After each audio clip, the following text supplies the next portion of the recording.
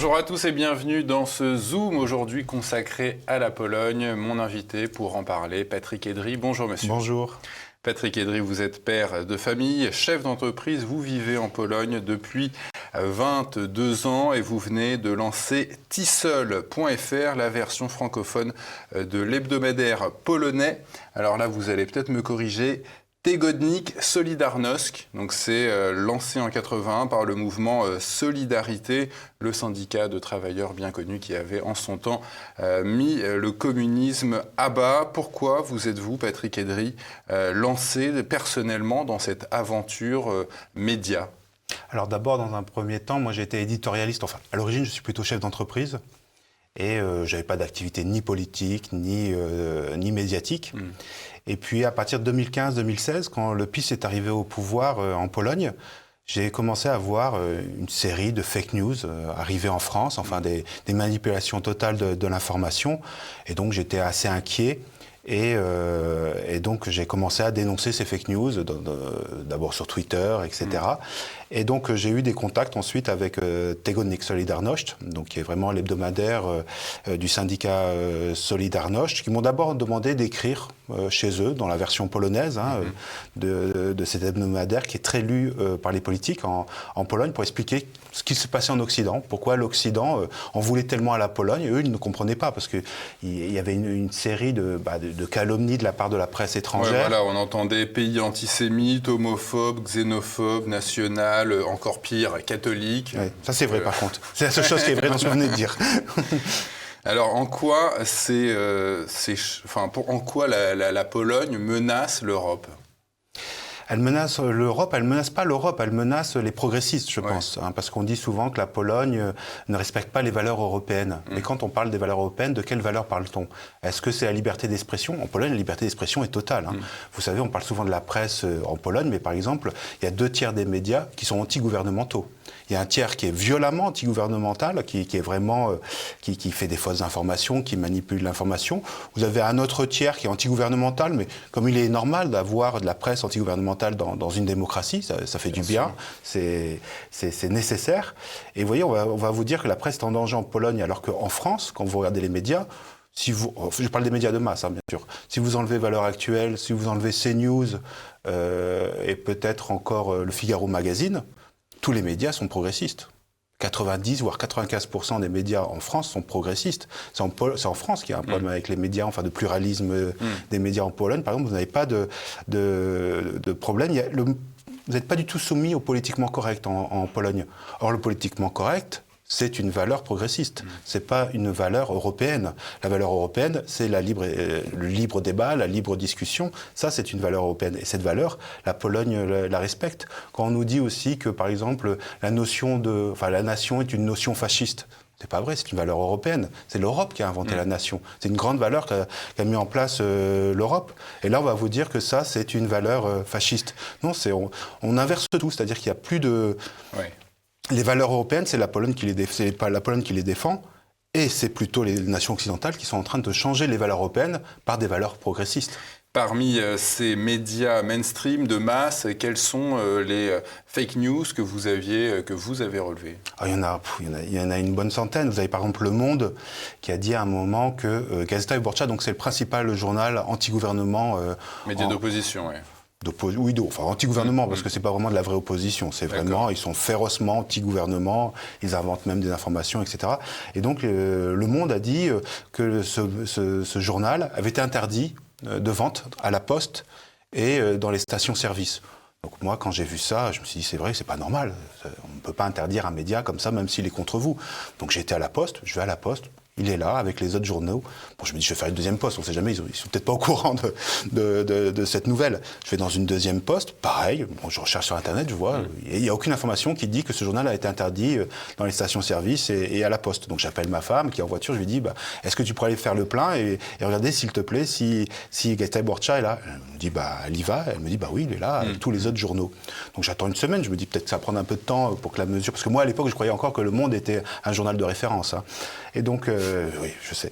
Et donc, j'attends une petite semaine. Et puis là, j'avais des stagiaires qui faisaient Sciences Po. Et je leur dis, écoutez, prenez votre téléphone, choisissez la poste que vous voulez à Cracovie, parce que je suis à Cracovie, et allez voir s'il y a Gazeta Wyborcza à la poste. Donc ils y vont, ils filment 1 ou 2 postes, et il est là, avec les autres, sans souci, avec les autres journaux. Donc je contacte le rédacteur en chef de l'International au Monde, et je lui dis, vous faites attention, il y a une fake news que vous colportez, c'est quand même assez grave d'inventer des informations de A à Z, parce que même en Pologne, on ne parle pas de cette information-là. Donc il est assez véhément, je lui prouve, je lui envoie des liens, je lui envoie la vidéo, etc. Et vous savez ce qu'il m'a répondu ? Il me dit, vous n'avez qu'à pas nous lire. Ah oui ? Oui. Après, je passe, mais là j'en ai plein comme ça, La Croix, donc journal catholique normalement, mais bon. Et donc La Croix écrit que, qu'il y a une énorme grève faite par le principal syndicat d'éducation en Pologne, contre les manuels scolaires du PiS qui réécriraient l'histoire. Le PiS, donc c'est le parti du gouvernement actuel. La traduction, c'est... C'est Droit et Justice. Droit et Justice. Parce que leur grand cheval de bataille, c'est de lutter contre la corruption. Ça, on ne le dit jamais. Excusez-moi, je vous ai coupé. Oui, et donc La Croix dit qu'il y a une grande grève dans toute la Pologne par le principal syndicat de l'éducation nationale. Donc moi, je demande à ma fille, est-ce qu'elle est à l'école, est-ce que tu as entendu parler de ça des grèves ? Elle me dit non. Je téléphone à des amis qui ont d'autres enfants au lycée, etc. Ils me disent non, pas du tout. J'ai des connaissances qui sont professeurs, je les appelle, mais vous avez entendu parler de cette grève ? Non, pas du tout. Donc je vais sur le site internet du principal syndicat, et je regarde les actualités. Dans les actualités, il n'y a aucun mot qui parle, aucune occurrence sur une quelconque grève, mais un mois avant, un mois après. Donc là, je contacte le journaliste de La Croix, et je lui dis, écoutez, vous avez fait une énorme erreur, il n'y a pas de grève en Pologne. Il me dit, mais non, c'est pas possible, vous allez vous tromper. Donc je lui envoie le lien vers le site. Et là, il me dit, oui, effectivement, excusez-moi, je vais demander à ce qu'on enlève au moins l'article du site internet. J'attends 15 jours, et le site est toujours en ligne. Donc je le recontacte. Ouais, l'article est toujours en ligne, oui. Ouais, je le recontacte. Et là, il me dit, mais non, je suis désolé, ma rédaction m'a interdit de l'enlever. Et ça, je peux vous en citer encore. Vous avez, par exemple, Madame Véronique Augier, qui est assez un peu connue, qui fait des reportages sur l'Europe, qui avait un magazine. Et elle dit, dans un c'est un reportage, regardez ce reportage sur la Pologne, vous saurez que tout est faux. Donc elle dit à un moment, voilà, tel juge, je crois que c'était du Conseil national de la magistrature, l'équivalent polonais du Conseil national de la magistrature, a été limogé. Je dis, je ne suis pas au courant, je regarde dans la presse polonaise, personne n'en parle. Donc je vais sur le site du Conseil national de la magistrature, et je vois qu'en fait, il a fait ses 2 mandats réglementaires, qu'il est allé au bout de ses 2 mandats réglementaires. Donc je lui dis, non, il n'a pas été limogé, il a juste fini ses 2 mandats réglementaires. Donc je lui envoie même le site. Elle me dit, mais non, vous n'avez pas les bonnes sources. Je dis, c'est une information officielle quand même. Quand vous limogez un magistrat qui est d'une cour suprême, tout le monde le sait, il y a un décret, etc. Donc vous ne pouvez pas limoger quelqu'un comme ça sans que ça se sache. Elle me dit, et je lui envoie donc le lien. Et elle me dit, mais non, moi j'ai d'autres sources. Je lui dis, d'accord, mais c'est quoi vos autres sources ? Et là, elle me dit, mais je suis tenu par le secret professionnel. Une bonne excuse toujours. Quelle est l'orientation politique de votre média Tissol.fr, je le répète, T-Y-S-O-L ? Alors nous, c'est très difficile de parler d'orientation politique en ce moment parce que... La ligne éditoriale. La ligne éditoriale. Alors on est comme notre syndicat, on est un syndicat donc populaire, ouvrier, catholique. On est anti-marxiste, anti-communiste, anti-staliniste, anti-léniniste, anti-trotskiste, anti-maoïste. Et on est conservateur dans le sens où, en Pologne en tout cas, on veut conserver la démocratie parce qu'elle existe encore. En France, on serait plutôt réactionnaire parce qu'il faudrait revenir à l'ancienne démocratie qu'on avait dans les années 60, 70 et avant, et non la technocratie plutôt qu'on a actuellement. Tissol est donc une version francophone d'un hebdomadaire polonais. Pourquoi vous pensez que la Pologne pourra intéresser les Français ? Ça, c'est la grande question. Nous, ce qu'on aimerait dire, c'est que tout ce qu'on dit en France, que 90%, je sais que ça paraît hallucinant, je le redis souvent, mais 90% des informations qui sont données par la presse française sur la Pologne sont fausses. Imaginez, ça fait quand même 6 ans que toutes les informations que vous recevez, en tout cas 90%, sont fausses ou... Au mieux, je dirais, manipulé. Vous voyez, par exemple, alors là, c'est les Allemands, mais il y a la ZDF qui a montré une manifestation lors d'une Gay Pride. Et on voit la police arrêter... La ZDF, c'est une chaîne... allemande, c'est la chaîne publique. D'accord. Et on voit les policiers arrêter un manifestant, enfin pas un manifestant, une personne, de façon un peu forte. Enfin, pas brutale non plus. Et donc, elle dit, voilà comment traite la Pologne les homosexuels. Et en fait, cette personne qu'ils ont arrêtée, c'est un hooligan qui essayait d'empêcher... la Gay Pride de se dérouler. Vous voyez comment ils inversent toujours tout. Vous avez par exemple Clément Beaune, enfin c'est comme Clément Beaune, pour ceux qui ne le savent pas, c'est donc le ministre chargé de l'Europe, du gouvernement Macron. Et il a fait croire qu'il y avait des zones anti-LGBT en Pologne. Je suis sûr que vous avez entendu parler des zones anti-LGBT en Pologne. Oui.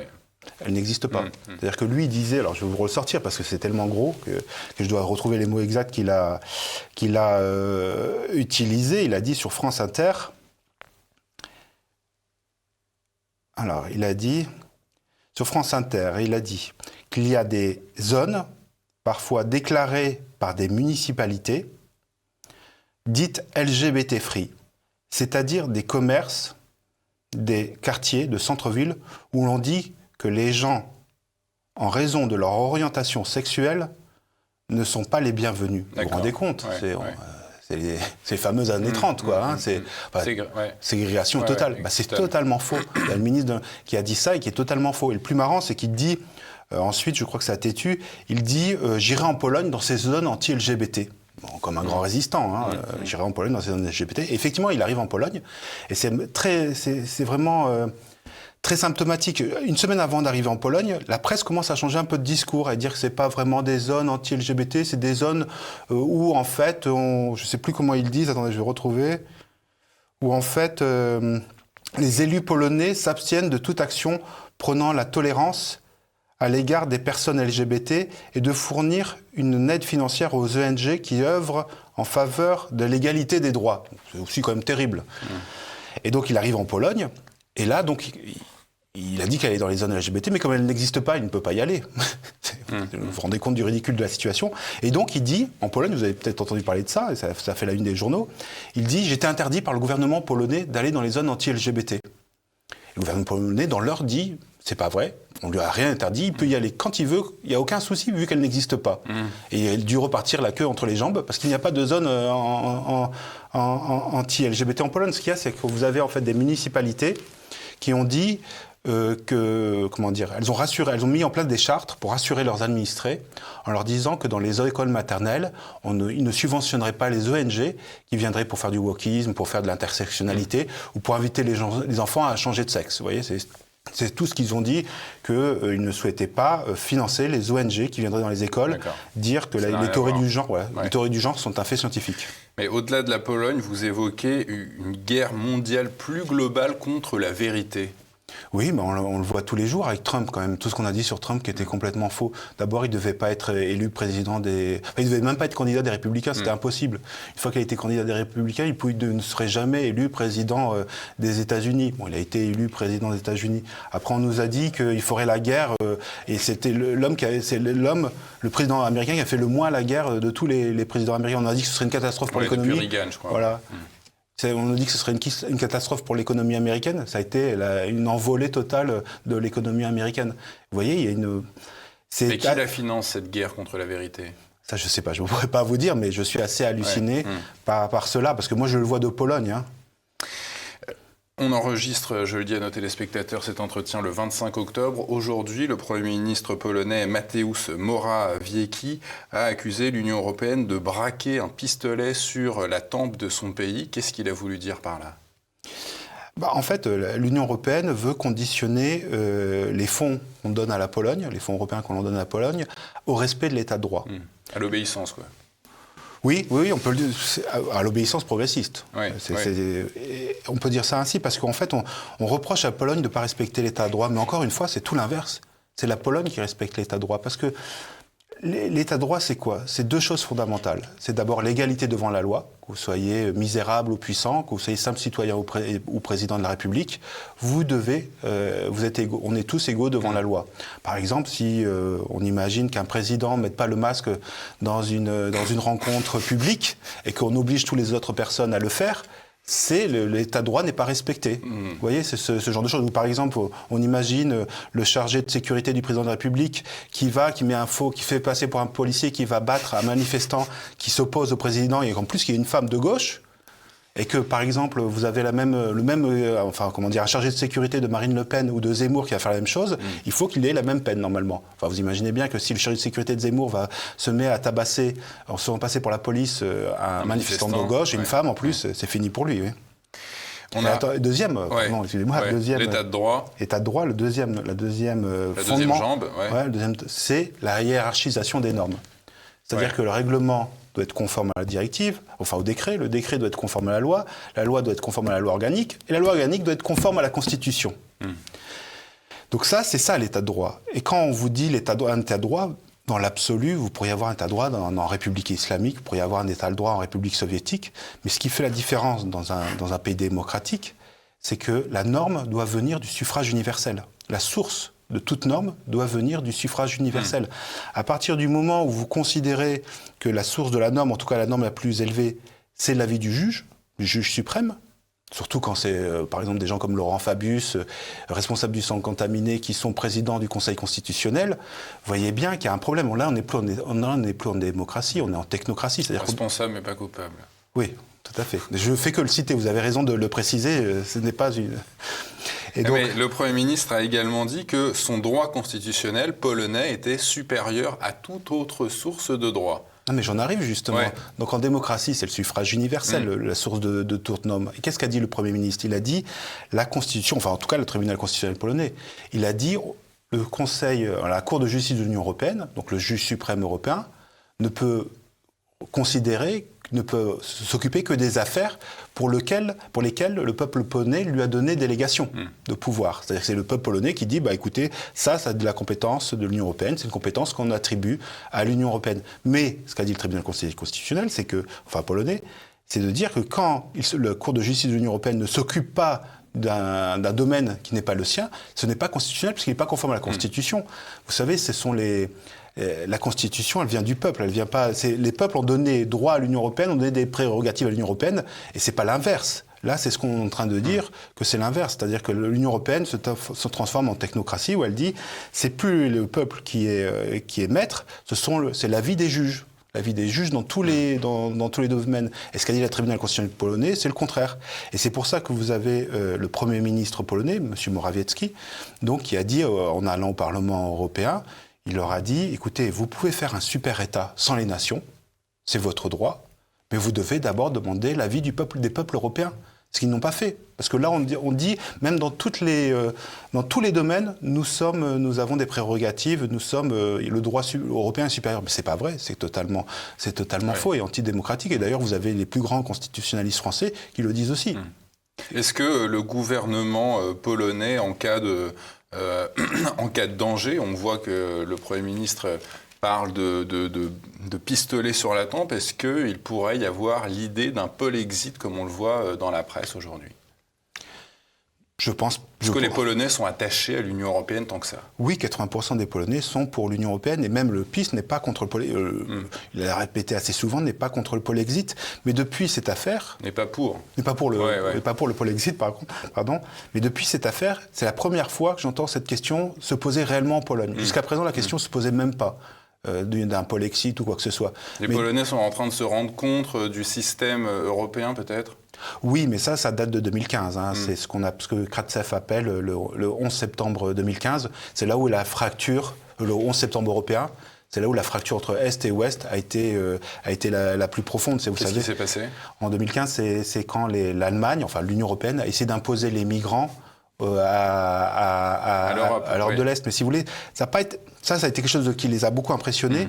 Ils n'ont pas compris pourquoi on pourrait leur imposer des migrants. Mais surtout, c'est le discours qui accompagnait ça. Ça leur a fait vraiment penser à l'ex-URSS. C'est-à-dire une propagande où, vous savez, le vivre ensemble, c'est une chance pour tout le monde, etc. Et dont on ne peut pas dire le contraire. Ils se sont dit, mais on retourne à la propagande de l'URSS. Et en fait, ça a été, pour les Polonais, les Hongrois, les Roumains même, les Tchèques et les Slovaques, ça a été leur première confrontation avec le progressisme réellement. Jusqu'à présent, ils ne savaient pas ce que c'était le progressisme, ils ne savaient pas qu'il y avait toute cette idéologie qui était en train de maturer dans nos pays occidentaux. Et là, il y a eu un grand choc pour eux, oui, vous savez. Quand on est polonais, quand on est confronté au progressisme de l'Union européenne et qu'on a été confronté au communisme soviétique, est-ce qu'on peut faire un parallèle entre ces deux idéologies ? Oui, alors il y a des Polonais progressistes, il y en a même pas mal quand même aussi, mais c'est surtout les gens qui n'ont pas vécu le communisme. La plupart des intellectuels... Les jeunes, quoi. Les jeunes, oui. Enfin, de moins de 40 ans. Ouais. Et donc, la plupart des intellectuels polonais qui ont vécu le communisme et qui l'ont combattu surtout, ceux qui l'ont combattu vous diront tous la même chose, le progressisme est un néo-marxisme. On a remplacé la lutte des classes par la lutte des sexes et la lutte des races. Est-ce que vous pouvez un peu nous parler du fait que voilà, la Pologne est aujourd'hui, on le voit, un des derniers remparts contre l'immigration massive, contre ces théories du genre qu'on installe à l'école dans un certain nombre de pays, contre la chosification des petits. Comment vous expliquez que la Pologne soit à ce point à l'avant-garde du conservatisme en Europe ?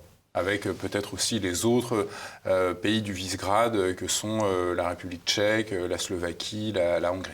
D'abord, elle a la chance, entre guillemets, d'avoir des dirigeants qui ont vécu le communisme, qui savent ce que c'est la dictature. Vous voyez, tout le monde critique le Premier ministre Morawiecki. Mais lui, à 15 ans, donc il faisait partie, c'est un des plus jeunes adhérents de Solidarność, donc le syndicat qui a fait tomber le communisme. À 15 ans, la police politique est venue le chercher chez lui pour lui faire creuser sa tombe dans une forêt. Donc ils savent ce que c'est la démocratie et la dictature. Ils savent, vous ne pouvez pas leur raconter n'importe quoi. Eux, ils ont vraiment résisté. Et donc, quand ils voient l'Union européenne, ce qui se passe, c'est-à-dire qu'il n'y a plus de débat. C'est-à-dire qu'eux, ils seraient prêts à débattre de oui ou non, prendre des migrants. Si vous voulez prendre des migrants, prenez-les. Mais nous, on n'en veut pas. Ils voudraient un vrai débat là-dessus. Mais on leur refuse ce débat. Et c'est ça qui les effraie réellement. Et puis quand on dit conservatisme, en Pologne, c'est un conservatisme pour garder la démocratie. C'est pas... Quelle a été la politique sanitaire de la Pologne pendant cette crise dite sanitaire ? La Pologne a eu aussi un peu cette folie, on va dire, de tout protéger, etc. Mais elle n'a pas fait autant que la France. La France a été vraiment le top niveau. La grosse différence aussi, s'il y a il y a eu moins de morts du Covid, je pense, c'est que proportionnellement à la population, je pense que dès le début, ils ont pris les bonnes mesures. C'est-à-dire que tout de suite, alors que nous, Emmanuel Macron nous disait qu'il fallait sortir au théâtre, au café, etc. Ne pas fermer les frontières. Voilà, rien du tout. Eux, ils ont fermé les frontières. Ils ont eu des masques tout de suite, pour toute la population a eu des masques, mais immédiatement. Le gouvernement polonais avait des stocks prêts, non ? Non, il y avait des masques en Chine, il y avait plein de masques. Alors, en France, je sais qu'on a dit d'abord que les masques étaient inutiles, et après on a dit, c'est parce qu'on n'avait pas... En fait, on a dit ça pour protéger les soignants. Mais c'est pas vrai, des masques, il y en avait plein, mais partout. C'est le gouvernement français qui a organisé, on va dire, la pénurie. Ça, je ne sais pas comment vous pouvez encore croire cette fadaise. Moi, vous savez, j'ai beaucoup travaillé avec des importateurs de masques pour l'Europe. Et des masques en Chine, mais il y en avait des milliards. Il y en avait des milliards partout. On les ramassait presque par terre. Quand on vous dit, par exemple, que l'État français, ou je ne sais plus qui, s'est fait voler des masques sur le tarmac de l'aéroport. Oui. C'est n'importe quoi. En Chine, c'est inimaginable. Ça peut arriver à Roissy, peut-être, ou à Orly, qu'on vole des cargaisons sur le tarmac de l'aéroport. Mais en Chine, c'est inimaginable. Avec la police, l'État, comment on appelle ça, sécurité, donc on dit en français. L'État policier, etc. C'est inimaginable. Vous savez, il y avait des masques, mais à ne savoir plus quoi en faire en Chine. C'est juste qu'on n'a pas été les chercher. Mais d'ailleurs, Pinault, je crois que c'est Pinault qui est allé en chercher à un moment. Il en a cherché lui-même 40 millions. Il en a trouvé en une semaine 40 millions et l'État français n'a pas été capable de les trouver. Et puis, on a mis tout de suite aussi en place, on a tout de suite eu du gel. Il y a eu tout de suite dans les magasins, vous savez, les trucs en plexiglas pour protéger les caissières. Non, ils ont mis en place tout de suite les bonnes mesures. Alors, on n'a pas de passe. Ça, on n'a pas eu le pass sanitaire. Il y a, je crois, 50% des gens qui sont vaccinés en Pologne. Et il y a moins de morts. Ouais. Vous avez donné, il y a quelque temps, accordé une interview au site Braise Info. Et voilà, je vous lisais, vous disiez être très surpris par la faculté des médias français de faire accepter les mesures restrictives du gouvernement Castex. Comment vous expliquez l'influence des médias sur nous autres, les Français ? Je sais pas, je me pose vraiment la question. Alors déjà, la grosse différence en France, c'est que tous les médias disent la même chose. Il y a très peu de médias qui vont contredire de dissonance. Et ça, c'est assez impressionnant. Je crois des fois en URSS, il y en a un qui dit ça, puis après tous les autres vont le dire. Comme je reviens là-dessus, mais quand le ministre de la Santé, ou je ne sais plus qui avait dit que le masque était inutile, pendant 1 mois et demi, il n'y a aucun média qui a remis en cause cela. C'est quand même hallucinant. C'est les journalistes qui ne font que recopier les copies, les textes de l'AFP ? Oui, puis je pense aussi qu'à partir du moment où les médias dépendent à 100%, enfin pas à 100%, mais c'est-à-dire qu'un média qui ne reçoit plus ses subventions en France de la part de l'État périclite. Ou les recettes publicitaires d'une grande entreprise périclitent aussi. Aussi, peut-être aussi, mais surtout, je pense que les médias actuellement ne sont plus des médias libres, ce sont des médias gouvernementaux, puisque leur survie dépend de l'argent de l'État. Il n'y a pas quasiment plus de médias qui peuvent survivre sans l'argent de l'État. Donc, à partir de là, vous êtes forcément un média gouvernemental. Patrick Edry, je rappelle donc que vous êtes à l'origine du lancement de ce site Tisol.fr, la version francophone de l'hebdomadaire polonais Tygodnik Solidarność, voilà, qui est l'organe de presse du mouvement Solidarité, mouvement syndical. Merci Patrick Edry. Merci à vous pour l'invitation. Venu sur notre plateau. C'est un plaisir, merci.